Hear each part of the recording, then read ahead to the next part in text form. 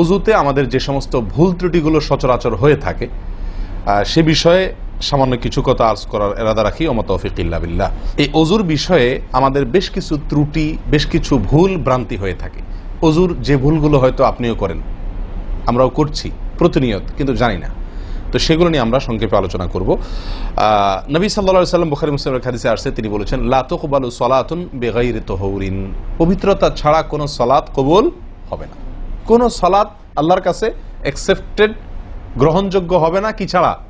তাহারাত ছাড়া, অজু ছাড়া। মুসলিম বর্ণিত হাদিসে আসছে, নবী সাল্লাল্লাহু আলাইহি ওয়াসাল্লাম বলেছেন, যে ব্যক্তি পরিপূর্ণভাবে অজু করবে, পরিপূর্ণভাবে অজু করবে, ভালোভাবে অজু করবে, এবং অজুর শেষে কালিমাতুশ শাহাদা যেটা আছে, আশহাদু আল্লা ইলাহা ইল্লাল্লাহু ওয়াহদাহু লা শারীকা লাহু ওয়া আশহাদু আন্না মুহাম্মাদান আবদুহু ওয়া রাসূলুহু, এই কালিমায়ে শাহাদা পাঠ করবে অজুর শেষে, এই ব্যক্তির জন্য আল্লাহ সুবহানাহু ওয়া তাআলা জান্নাতের সমস্ত দুয়ার খুলে দিবেন। প্রিয় ভাইরা, এখন আসি আমরা অজুতে কি ভুলগুলো আমাদের এমন হয় যেগুলোর কারণে আমাদের অজুর পূর্ণতা নষ্ট হতে পারে। তার ভিতরে এক নম্বরের ভুল হলো, যেটি আমাদের হয়ে থাকে অজুর ক্ষেত্রে অনেকেরই, সেটা হলো বিসমিল্লাহ পাঠ না করা। অজুর শুরুতে কি পাঠ করতে হয়? বিসমিল্লাহ। আপনি যখন হাত ধুয়ে তো অজু শুরু করবেন, দুই হাতের কবজি দুই হাতে অজু শুরু করবেন না, প্রথম কাজ, তার আগে আপনি কি করবেন? বিসমিল্লাহ। বিসমিল্লাহ বলে হাত ধুয়ে তারপর অজু শুরু করবেন। বহু লোক আছি আমরা, অজুখানায় ওই গল্প করতেছি, আড্ডা মারতেছি, কথাবার্তা বলতেছি, এই বলতে বলতে অজু শুরু করে দিছি। তাহলে বিসমিল্লাহ কখন পড়তেছি? বিসমিল্লাহটা অনেক সময় অমনোযোগিতার কারণে, অবহেলার কারণে, অন্যমনস্কতার কারণে বিসমিল্লাহটা অনেক সময় আমরা বলতে ভুলে যাই। অথচ এই বিসমিল্লাহ পাঠ করা অজু শুরুতে অনেক বিশেষজ্ঞ আলেমের মতে ফরজ। অনেকে বলেন বিসমিল্লাহ পাঠ না করলে অজুই হবে না, আপনি যদি ভুলে বাদ দেন অজু হলো না। যদিও সংখ্যাগরিষ্ঠ ওলামাদের মতে এটা না, তাদের মতে বিসমিল্লাহ পাঠ করা এটা অজুর সুন্নাহ। এটা হলো অজুর কি? সুন্নাহ। এটা আপনি যদি বিসমিল্লাহ বলে যদি অজু শুরু করেন, তাহলে অজুটার ভিতরে পূর্ণাঙ্গতা আসলো। দ্বিতীয় যে ভুলটি হয় ভাই, 199 জনের বলবো, তার চেয়ে বেশি হতে পারে, হাজারের ভিতরে 10 জন মানুষের হয় কিনা আমার সন্দেহ আছে এই কাজটা সঠিকভাবে করতে পারি না। সেটা হলো অজুর সময় মিসওয়াক করা। অজুর সময় কি করা ভাই? মিসওয়াক করা। এটি এত গুরুত্বপূর্ণ সুন্নাহ যে নবী সাল্লাল্লাহু আলাইহি ওয়াসাল্লাম বলেছেন, বুখারীর হাদিস, লাউলা আন আশুক্কা আলা উম্মতি লা আমারতুহুম বিসওয়াকি ইনদা কুল্লি ওযু। বুখারীর হাদিস। নবী সাল্লাল্লাহু আলাইহি ওয়াসাল্লাম বলেন, আমার উম্মতের জন্য যদি কঠিন না হতো, তাদের জন্য কষ্টের কারণ না হতো, তাহলে আমি তাদেরকে বাধ্যতামূলক করে দিতাম, ফরজ করে দিতাম কি? প্রত্যেক অজুর সময় মিসওয়াক করা। হাদিস থেকে, তার বক্তব্য থেকে বোঝা যায় যে অজুর সময় মিসওয়াকের গুরুত্ব তার কাছে কত বেশি ছিল। 3 নম্বর যে ভুলটা আমাদের হয়ে থাকে সেটা হলো কুলির মধ্যে। দেখেন, প্রত্যেকটা কাজেই কিন্তু আমি একটা একটা করে আপনার দেখাচ্ছি অজুর প্রত্যেকটা কাজে আমাদের ত্রুটিগুলো হয় কিভাবে। দেখেন, কুলির সময় ভুল হয়। কি ভুল হয়? কুলিটা যেভাবে করার কথা সেভাবে আমরা করি না। হাদিসে কুলির বিষয়ে নির্দেশ এসছে, সেটাকে বলা হয়েছে মদমাদা। মদমাদা আরবি শব্দ, এটার বাংলা অর্থ হয় কুলি করা বা কুলকুচি করা বা কুলকুচা করা। এই কুলি বা কুলকুচা এটা হলো মুখের ভিতরে আপনি হাতের কষে করে পানি নিয়ে মুখে নাড়বেন, এরপরে ফেলবেন, আবার হাতে নিবেন, কিছু সময় নাড়বেন, 1 সেকেন্ড হোক 2 সেকেন্ড হোক, এরপরে ফেলবেন। এটা হলো কুলি বা কুলকুচা। আমরা বেশিরভাগ সময় এরকম করি আলহামদুলিল্লাহ। যখন ব্যস্ত থাকি, যখন হুলস্থুল থাকে, কোনো সময় কোনো কাজের তাড়া থাকে, তখন অনেক সময় আমরা কি করি? হয় কি না? হয় না? মুখে নিলাম আর ঢাললাম, মুখে নিলাম আর ঢাললাম। আমি জানি না আপনাদের হয় কিনা এরকম। আমি দেখছি এরকম অনেক সময় হয়। আপনারা একমত কিনা? নিলাম মানে ব্যস্ততার কারণে, হয়তো জামাত শেষ হয়ে যাচ্ছে বা অন্য কোনো কারণ আছে, অথবা দেরিতে আসছি, তো তখন মুখের ভিতর নেওয়াও আর ফেলাও, এতে কলি হবে না। নাম্বার 4, নাকে পানি দেওয়া। দেখেন, একটা একটা করে দেখেন, প্রত্যেকটাতে ত্রুটি আছে। আল্লাহুল মুস্তাআন। নাকে পানি দেওয়া। নাকে পানি দেওয়ার যে নির্দেশ আসছে হাদিসে, এটাকে বলা হয় ইস্তেনশাক। ইস্তেনশাক শব্দের মূল অর্থ হলো পানি টানা, নাকে পানি টানা। আমরা নাকে পানি টানি না, দেইও না। একটা হলো দেওয়া, একটা হলো ছিটানো, আর একটা হলো টানা। টানা হলো এ ক্লাসের অজুতে নাকে পানি টানবেন, বি ক্লাসের অজুতে নাকে পানি দিবেন, থার্ড ক্লাসের অজুতে নাকে পানি ছিটাবেন। আমি কি বুঝতে পারছি? তো তো আমরা বেশিরভাগ লোক থার্ড ক্লাসের উজু, সারা জীবন থার্ড ক্লাসের উজু করি। আপনি থার্ড ক্লাসের উজু করে আপনি জান্নাতে যাবেন? ফার্স্ট ক্লাসে থাইকেও তো যাইতে কঠিন হয়ে যায়। আপনি থার্ড ক্লাসের উজু করে কিভাবে আপনি সালাতের খুলবেন, তালা খুলবেন, কিভাবে আপনি জান্নাতে যাবেন?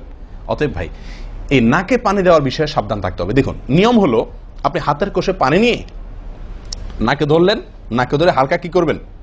টান দিবেন, হালকা টান দিবেন, হালকা টান। কারণ একটু জোরে টান হয়ে গেলে সেটা কি হয়ে যাবে? নাকের তালুতে উঠবে, আপনার কষ্টের কারণ হবে। শরীয়ত আপনাকে কষ্ট দিতে চায় না, শরীয়ত আপনাকে কষ্ট দিতে চায় না। আল্লাহ সুবহানাহু ওয়া তাআলা চান না আমরা কোনো কষ্টে নিপতিত হই। অতএব আমি এমন জোরে টান দেবো না যে নাকের তালুতে ওঠে, কিন্তু হালকা একটু টান দেবো যাতে করে অন্তত সামান্য একটু ভেতরে পানিটা যায়। নাকে পানি দেওয়ার উদ্দেশ্য আর কুলি করার উদ্দেশ্য এক।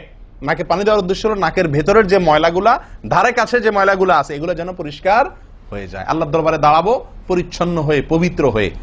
হ্যাঁ, এই জন্য নাকে পানি দেওয়ার নির্দেশ আছে। এখন আপনি যদি নাকে পানি কোষ নিয়ে ধরে একটু হালকা টান দেন, তাহলে ভিতরে কিছুটা পানি যাবে কি যাবে না? এটা আপনাকে করতে হবে। নাম্বার 2, এটা যদি আপনি করতে কষ্ট হয়, টান দিলে, আপনি আস্তে টান দিলেও উপরে উঠে যায়, তো দরকার নেই। তাহলে আপনি কি করেন? নাকে পানি দেন। নাকে পানি কিভাবে দিবেন? নাকটাকে অন্তত পানির মধ্যে কি করে রাখেন? চুবাই রাখেন, 1 সেকেন্ড চুবাই রাখেন। কিছু দূর পানি যাবে কিনা আমি কি বুঝাতে পারছি? আমরা অনেকে বিশেষ করে আমি দেখছি ওযু করার সময় নাকে পানি ছিটান। কিভাবে পানি ছিটান? ওই যে কষে করে পানি নিয়ে, লক্ষ্য করছেন আপনারা? এভাবে নিয়ে এরকম মারে পানিটা, এরকম মারলে সেটা কি হলো? ছিটানো হলো। হাদিসে যে ইস্তেনশাকের কথা বলা হয়েছে সেটা হলো না। আপনি সারা জীবন ওযু করলেন, অথচ আপনার কখনো নাকে পানি দেওয়ার সুন্নাহটি আদায় হলো না। সারা জীবন, আজীবন আপনার ওযুটি হয়ে গেল সুন্নাহ ছাড়া।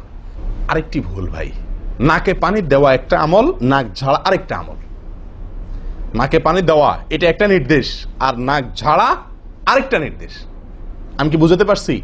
কুলি করা একটা আমল, হাত ধোয়া একটা আমল, হাতের কবজি পর্যন্ত 2 হাতের বিসমিল্লাহ বলা, তারপর তো এটা আছেই। এরপরে মেসওয়াক করা একটা আমল, কুলি করা আরেকটা সুন্নাহ, কুলির পরে নাকে পানি দেওয়া বা নাক দিয়া পানি টানা আরেকটা আমল, এরপরে নাক ঝাড়া আরেকটা আমল। ভাই, এরপরে আসি আরেকটি গুরুত্বপূর্ণ আমল যেটি হয় না, বা আরেকটি ত্রুটি ওযুতে, সেটি হলো আঙ্গুল খেলাল না করা। ওযুতে কি না করা? আঙ্গুল খেলাল না করা। আঙ্গুল খেলাল হলো হাত এবং পায়ের আঙ্গুলের যে চিপাগুলো আছে, এই চিপাগুলোতে পানি পৌঁছানোর জন্য, পানি পৌঁছানোটা নিশ্চিত করার জন্য কি করতে হবে? এক হাতের আঙ্গুলকে অন্য হাতের আঙ্গুলের চিপায় ঢুকায়া এভাবে কি করতে হবে? একটু হালকা নাড়তে হবে, যাতে করে জায়গাটাতে, চিপাটাতে পানি গেছে এটা নিষ্কারণ। এই চিপাগুলোতে পানি নাও যেতে পারে শুকায় থাকার কারণে। তো আপনি যদি একটু না দেন পানির ভিজা আঙ্গুল দিয়া, তাহলে ইনশাআল্লাহ ওখানে পানি পৌঁছানোটা মোটামুটি নিশ্চিত হয়ে যাবে। ঠিক না ঠিক? পায়ের আঙ্গুল কিভাবে করবেন? পায়ের আঙ্গুল তো আর এক আঙ্গুল অন্য পায়ের আঙ্গুল ঢুকাতে পারবেন না। সেটা করবেন হলো, অন্য হাদিসে আসছে, এই যে কোন আঙ্গুল আছে না, কোন আঙ্গুল দিয়া সব চিপাগুলোতে কি করবেন? ঘষা দিবেন। কোন আঙ্গুল দিয়া আপনার সব পায়ের আঙ্গুল চিপাগুলোতে ঘষা দিবেন। ভাই, আমরা কজনে করি এই খেলার আমলটা বলুন তো? পায়ের আঙ্গুল, কোন আঙ্গুল দিয়া পায়ের আঙ্গুলের চিপা খেলাল করা, হাতের আঙ্গুল খেলাল করা, কজনে করি আমরা বলেন? তাহলে এই ভুলগুলো আমাদের অহরহ হচ্ছে না ভাই? আমরা কি জান্নাতে যেতে চাই না? আমাদের সালাতটা সুন্দর হোক আমরা চাই না ভাই? আমাদের এই সালাত খুব পাওয়ারফুল হোক, শক্তিশালী সালাত হোক। এই সালাতের মাধ্যমে আমি অন্যায় থেকে বেঁচে থাকবো, এই সালাতের মাধ্যমে আমি জান্নাতে যাব, এই সালাত আমাকে খাঁটি মুসলিম বানাবে, এই সালাত আমাকে আল্লাহর কাছে প্রিয় বানাবে, এই সালাত কিয়ামতের দিন নূর হবে। আমরা চাই না ভাই? এগুলো যদি চাই তাহলে আমাকে ওযু সুন্দর করতে হবে, আর ওযু সুন্দর করতে গিয়ে এই ভুলগুলোর ব্যাপারে সাবধান হতে হবে। তাহলে আঙ্গুল খেলাল করা, পায়ের আঙ্গুল, হাতের আঙ্গুল আমরা করি না বললেই চলে ভাই। তো আজকে থেকে ইনশাআল্লাহ করব। তো ভাইয়ারা, ওযুর ক্ষেত্রে আরেকটি ভুল, এই যতগুলো ভুল বললাম এর ভিতরে বড় 2টি ভুল বলে ওযুর ভুলকে আমরা শেষের দিকে চলে আসছি। একটি বড় ভুল হলো শুকনা থেকে যাওয়া। কোনো জায়গা যদি আপনার অবহেলার কারণে শুকনা থেকে যায়, ওযুর অঙ্গগুলো যেগুলো ধুইতে হবে, তার কোনো অঙ্গ যদি শুকনা থেকে যায়, ওযু হবে? ওযু হবে না। এক ব্যক্তি ওযু করে আসছেন, নবী সাল্লাল্লাহু আলাইহি ওয়াসাল্লাম দেখেছেন তার ওযুর কোনো জায়গা শুকনা আছে, তিনি বললেন যাও আবার ওযু করো, তোমার ওযু হয় নাই। তিনি তাকে পুনরায় ওযু করাইছেন। কেন? তার ওযু সঠিকভাবে হয় না, শুকনা রয়ে গেছে। অনেক সময় দেখা যায় আমাদের অনেক ভাই ওযু করেন, ওযু করলে বেশ কিছু জায়গা, বিশেষ করে যে কোনই জায়গাটা, এই জায়গাটা দেখা যায় শুকনা থাকে। এই যে কানের লতির এই যে জায়গাটা, এখানে দেখা যায় একটু কি থাকে? শুকনা থাকে। কপালের দিকে দেখা যায় শুকনা থাকে। এই জায়গাগুলো অনেক সময় দেখা যায়, বহু লোককে দেখা যায় ওযু করে আসছে, এখানে শুকনা, এখানে শুকনা, পায়ের গোড়ালি, গিরা, এই জায়গাগুলোতে শুকনা। কারণ হলো ওই যে অবহেলা করে অজু করছে, কোন রকম অজু করছে, অজুটা যেভাবে করা দরকার সেভাবে করে নাই। ভাই এই জিনিসটা আপনার লক্ষ্য করা দরকার কি দরকার না? অজুই হবে না। এই যে ভুলগুলো বললাম এগুলা হলে আপনার অজু হয়ে যাবে, কাগজে কলমে অজু হয়ে যাবে। কিন্তু এখনকার যে ভুলটা বললাম, যদি শুকনা না থাইকা যা আল্লাহ মাফ করেন, তাহলে কাগজে কলমে অজু হবে না, কাগজে কলমেও কি হবে না? অজু হবে না। এত জঘন্য, সাবধান থাকার দরকার কি দরকার না?